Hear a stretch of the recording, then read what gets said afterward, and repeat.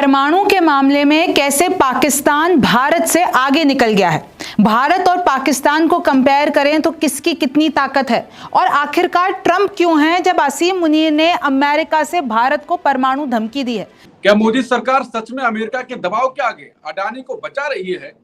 क्या यही वजह है कि अमेरिका की सिक्योरिटीज एंड एक्सचेंज कमीशन अब तक अडानी को नोटिस तक नहीं भेज पा रही है? मुझे लगता है आर्मी चीफ ने जो बयान दिया है वो इनकी इस तरह की गीदड़ भक्कियां देखते हुए ही दिया है। और मैं जरा एक बार बताना चाह रही हूँ, GD Bakshi sir, if you can hear me, मैं जरा एक बार बताना चाह रही हूँ कि ये जो इनके फील्ड मार्शल है इन्होंने बयान क्या दिया है। मैं जरा उसको एक बार स्क्रीन पर चला रही हूँ। इन्होंने कहा है कि भारत के बांध पर हम मिसाइल अटैक कर देंगे। चलाइए जरा इसे। सिंधु पर बांध बनाया तो उसे तोड़ देंगे।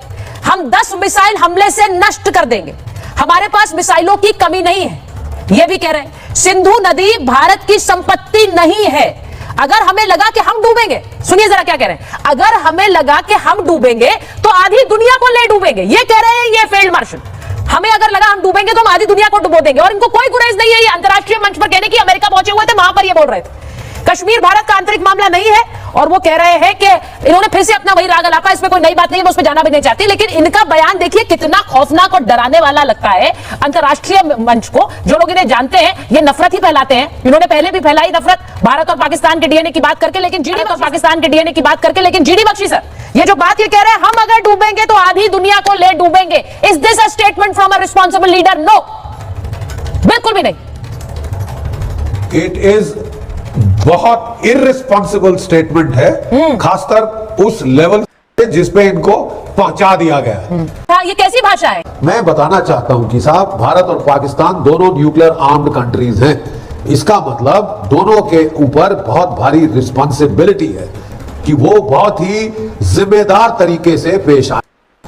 एक तीसरे देश में जाके इतनी बड़ी रैंक के ऑफिसर का इस प्रकार से बोलना कि हम तो भारत को न्यूक्लियर एटमी बरसात से बर्बाद कर देंगे, चाहे आधी दुनिया खत्म हो जाए, ये भी आप अपने देश में नहीं कह रहे। आप अपनी फौज को एड्रेस नहीं कर रहे।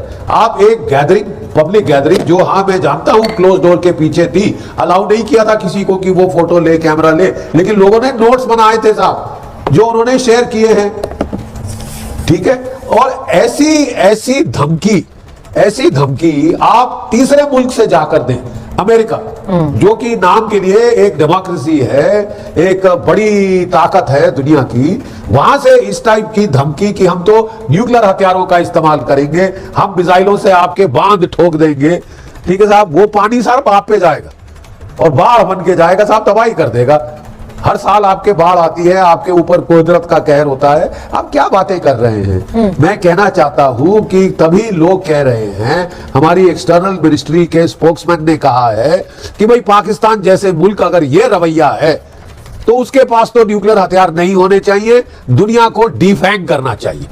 ये जो कोबरा जैसे आप काम कर रहे हैं, कोबरा के जहरीले दांत होते हैं, अगर वो हर जगह जाके काटने लगे, हर किसी को काटने लगे, आधी दुनिया को काटने लगे, तो फिर साहब दुनिया के पास क्या चाह रहा है?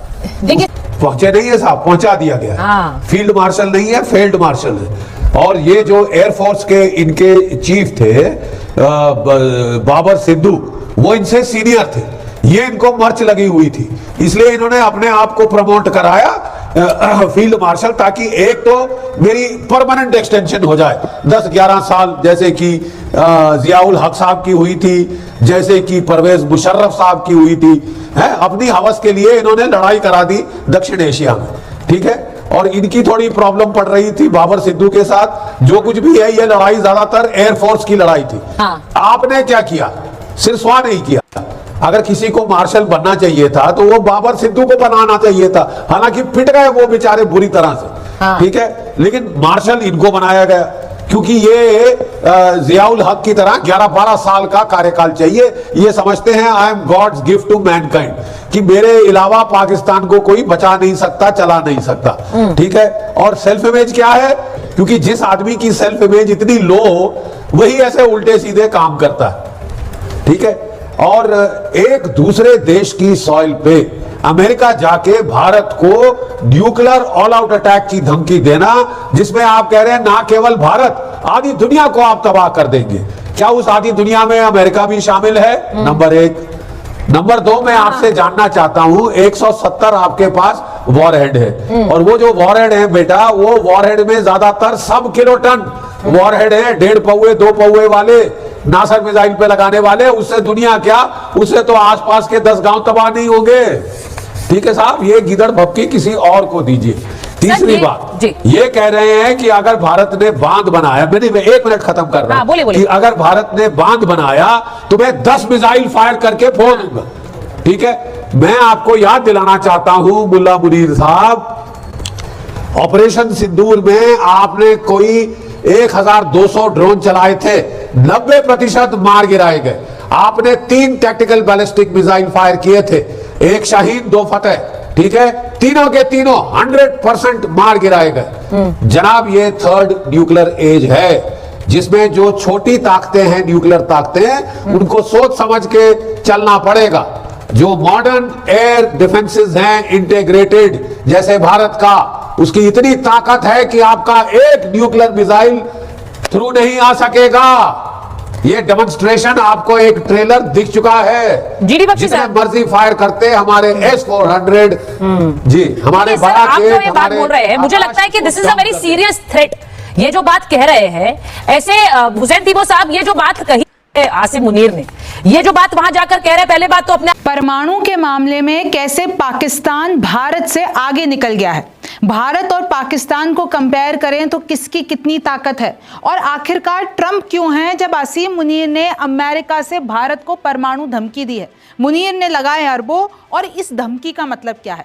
रिमझिम के 5 पॉइंट्स में आपको यही जानना है। सबसे पहले, परमाणु में भारत से कैसे आगे निकल गया है पाकिस्तान। दूसरा, देखिए पाकिस्तान ने भारत को कितनी धमकियां दी है, और कितनी, और इनफैक्ट अमेरिका की जमीन से। तीसरी, देखिए मुनीर की धमकी पर क्यों चुप हैं ट्रंप, आखिरकार मुनीर ने कानून तोड़ा है तो ट्रंप चुप क्यों है। चौथा है, भारत वर्सेस पाकिस्तान, किसकी कितनी परमाणु ताकत। पांचवा है, भारत ने विदेशी ताकतों को क्या जवाब दिया है। नमस्ते, मेरा नाम रिमझिम जेठानी है और आप रिमझिम के 5 पॉइंट्स देख रहे हैं। सबसे पहले देखिए कि ICAN यानी international campaign to establish nuclear weapons की रिपोर्ट ये बताती है परमाणु खर्च के मामले में दूसरे नंबर पर है पाकिस्तान, यानी 18% पर, यानी वो अपना जो परमाणु पर जो खर्च कर रहा है वो सबसे ज्यादा कर रहा है। पहले पर यूके है जिसने 26% अपना खर्च बढ़ा दिया है। भारत 8वें नंबर पर है, 3% है। मैं अगर आपको पूरी रिपोर्ट बता देती हूं कि देखिए कैसे 26% के साथ यूनाइटेड किंगडम पहले नंबर पर और दूसरे नंबर पर है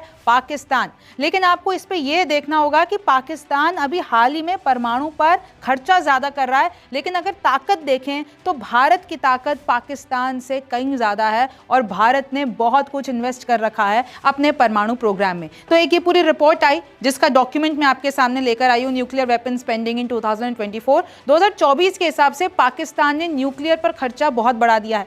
लेकिन अगर हम 5 सालों की भी बात कर लेते हैं तो देखिए चाइना पहले नंबर पर, फ्रांस दूसरे पर, भारत तीसरे पर। यह पावर है, यानी हमने 5 सालों में कितना न्यूक्लियर वेपन्स पर खर्च किया है, तो भारत तीसरे नंबर पर है। चौथे पर इजराइल, फिर नॉर्थ कोरिया, पाकिस्तान यहाँ पर 6ठे नंबर पर है, फिर रशिया, फिर यूनाइटेड किंगडम और सबसे लास्ट में यूनाइटेड स्टेट्स। इस तरीके से यहाँ पर खर्चा हुआ है। तो आप देख सकते हैं कैसे 5 सालों में इन सब ने खर्चा किया है। अगर आप ये देख लेते हैं, यूएस सबसे आगे है मिलिट्री स्पेंडिंग में, अपने मिलिट्री का वो जो न्यूक्लियर वेपन्स पर खर्चा करता है यूएस सबसे ज़्यादा करता है। और इस लिस्ट में अगर आप पाकिस्तान देखेंगे तो 10% पाकिस्तान का है और भारत का देखते हैं तो 3% है। मतलब खर्चे के मामले में पाकिस्तान आगे निकल गया है। और जो ये ICAN की रिपोर्ट मैंने बताई है, इन लोगों का मकसद ही ये है कि वो ट्रैक करें देशों को कि वो परमाणु प्रोग्राम्स के साथ क्या कर रहे हैं। अब बात आते हैं असीम मुनीर की, बात करते हैं। असीम मुनीर की भारत को परमाणु धमकी है। अमेरिका जाते हैं, वहाँ से बोलते हैं कि हम आधे दुनिया को साथ ले उड़ेंगे, भारत अगर सिंधु नदी पे कोई डैम बनाएगा तो हम उसको अपनी मिसाइलों से उड़ा देंगे।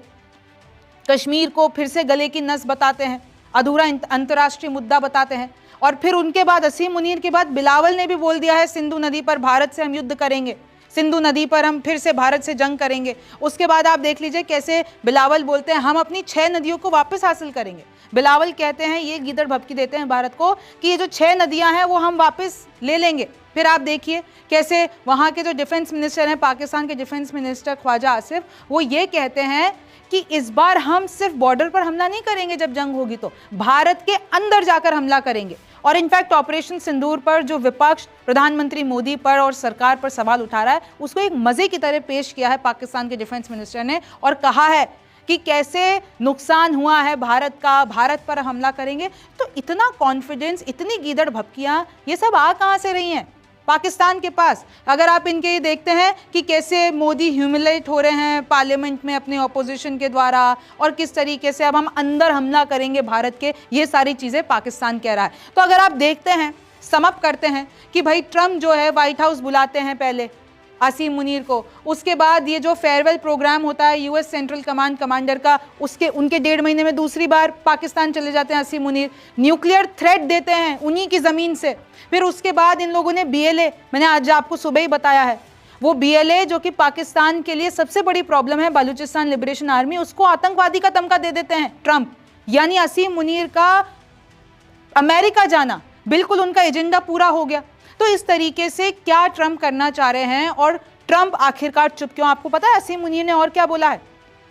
असीम मुनीर ने यह कहा है कि पाकिस्तान आर्मी जो रिलायंस की जामनगर वाली रिफाइनरी है, जो हमारा तेल भंडार है, जामनगर वाली रिफाइनरी है, उसको हम उड़ा देंगे। मुकेश अंबानी का बाकायदा फोटो इन लोगों ने जारी किया और बोला है कि पहली बार देखिए ऐसा है जब अमेरिका ये कह रहा है कि हम जो गुजरात में रिफाइनरी है भारत की, उसको उड़ा देंगे। और आप देखिए उन्होंने कुरान का एक वर्स है वो भी बताया है और कहा है कि भाई हमारे तो लिखा हुआ है कि कैसे जब एलिफेंट की फ़ौज आ गई थी, हाथियों की फ़ौज आ गई थी, तो कैसे चिड़ियाओं ने उनके ऊपर बेक्ड क्ले फेंककर और उनको सबको तबाह कर दिया था। तो उन्होंने कुरान का भी जिक्र किया। तो बात यही है कि मुनीर की धमकी पर आखिरकार ट्रंप क्यों चुप है? यूएस नीति के खिलाफ गए हैं मुनीर। भाई उन्हीं की ज़मीन पर आपने परमाणु धमकी दी है, वो भी किसी तीसरे देश को। ट्रंप खुद परमाणु रोकने की बात करते हैं और मुनीर ने वहां से भारत को परमाणु धमकी दे दी। यूएस के घरेलू सुरक्षा नियमों के खिलाफ है, होम गार्ड जो उनके नियम है, ऐसा आप कर नहीं सकते हैं अमेरिका की जमीन पर। फिर भी मुनीर ने किया। ट्रंप चुप क्यों है? क्या ये जो असीम मुनीर कह रहे हैं कि नोबेल पीस प्राइज दिलवा देंगे, हम नॉमिनेट करते हैं, इसलिए चुप है? नोबेल की इच्छा है, ऑब्वियसली ट्रंप की इच्छा है। क्या पाकिस्तान से जो अभी तेल की डील की है उसके लिए ट्रंप चुप है, या फिर चीन के लिए चुप है कि चीन का प्रभुत्व पाकिस्तान से कम करना या चीन पर एक डोमिनेंस पाना, वो सब पाकिस्तान के साथ अमेरिका को एक फ्यूचर दिख रहा है, इसलिए चुप है? अब जरा हम फैक्ट्स की बात करते हैं, पावर की बात करते हैं। ये जो आपको इतना बड़ा दिख रहा है गोला, ये है भारत। यानी आर्मी के मामले में हम हैं 1.48 मिलियन और पाकिस्तान है 0.66 मिलियन। नेवी के मामले में हम हैं 75,000 और ये लोग हैं 30,000। एयरफोर्स के मामले में हम हैं लगभग हम हैं 1.5 लाख करीब, और इधर इनके पास एयरफोर्स है 70,000। इधर कोस्ट गार्ड की बात कर लेते हैं, हमें 13,000, इनके पास है ही नहीं। फिर अगर आप और देख लेते हैं ग्राउंड फोर्स के मामले में, हमारा देखिए इंडिया वाला साइड ये है, हमारा साइड इतनी, आप लकीरें देख लीजिए आपको पता चल जाएगा। एयरफोर्स के मामले में हमारे पास 730, इनके पास 452।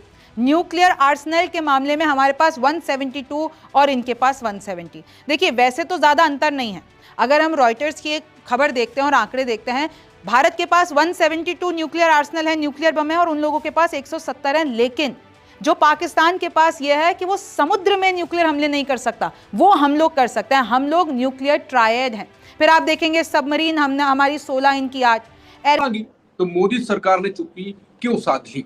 दरअसल अमेरिका की सिक्योरिटीज एंड एक्सचेंज कमीशन ने न्यूयॉर्क की ईस्टर्न डिस्ट्रिक्ट कोर्ट में बताया है कि उनको भारत के कानून और न्याय मंत्रालय से उन्होंने मदद तो मांगी है ताकि वो अडानी तक सामान पहुंचा सके, लेकिन मोदी सरकार की एजेंसियों ने ये दस्तावेज नहीं पहुंचाए हैं। दरअसल आरोप है कि अडानी और बाकी लोगों ने अमेरिकी इन्वेस्टर्स और बैंकों से झूठ बोलकर पैसा इकट्ठा किया था। फिर प्रोजेक्ट हासिल करने के लिए सरकारी अधिकारियों को $250 मिलियन यानी करीब 2000 करोड़ से ज्यादा रुपए की रिश्वत देने की योजना भी बनाई थी। इसी मामले में अमेरिका में केस हो गया और मोदी सरकार अमेरिका की मदद नहीं कर रहा है। सवाल यह है कि क्या अडानी के लिए मोदी अमेरिका से भिड़ रहे हैं, और अगर भिड़ रहे हैं तो क्या ये इतना आसान है? क्या है पूरी खबर समझते हैं और सिंपल तरीके से बताते हैं। शीतल सर, इस खबर में क्या कहेंगे सर? जी, तुमने रेफरेंस बता ही दिया। जैसे भारत में सेबी है, उसी तरह से अमेरिका में उससे बहुत पहले से 1934-34 से वहां है securities and exchange commission, SEC। तो ये हमारे यहाँ तो एक अजीब स्थिति है कि सेबी बहुत सारे मामलों में हम पाते हैं कि जो सरकार से जिनको संरक्षण प्राप्त है और जिनको नहीं भी प्राप्त है लेकिन भ्रष्टाचार से जो संरक्षण खरीद सकते हैं, ऐसे लोगों पर वो कार्रवाई करते हुए हमें नहीं मिलता। लेकिन पश्चिम में ऐसा नहीं होता। वहां इंस्टीट्यूशंस अगर किसी को गलत पाते हैं तो उस पर कार्रवाई करते हुए मिलते हैं। मामला पुराना है, 2021 का इनकी एक कंपनी का मामला है। क्योंकि अडानी साहब एकाएक 20-25 सालों में इतने बड़े बने हैं जितने बड़े वो आज हैं। इसके पहले वो कोई जादू, ऐसी कोई चीज नहीं बनाते, ऐसा कोई जादू नहीं करते। हमारे देश में और हमारे जैसे देशों में बहुत से इस तरह के कॉन्ग्लोमरेट पैदा हो जाते हैं जिनको चोरी के धन से, तरह तरह की चोरियों से हमारे जैसे देशों में धन जनरेट होता है। सबसे बड़ा भ्रष्टाचार होता है। भ्रष्टाचार में राजनेताओं के पास बहुत धन आता है जो सरकारी नीतियों के इम्प्लीमेंट करते समय घूस लिया जाता है, और तमाम ब्यूरोक्रेट्स के पास बहुत धन आता है। और ये हमारे यहाँ पहले चर्चा होती रही थी, आजकल बंद हो गई है। काले धन की बड़ी बात होती थी, इतने लाख करोड़ बाहर है, इतने लाख फलाना है, इसलिए बंद हो गई कि इसके पहले तो आरोप के तौर पे लिया जाता था और उस समय यूपीए की सरकार को कटघरे में खड़े करने के लिए लिया गया था और ये दावे किए गए थे कि इसको हम ले आएंगे। लेकिन बाद में हमने देखा कि ये सब बातें गलत थी।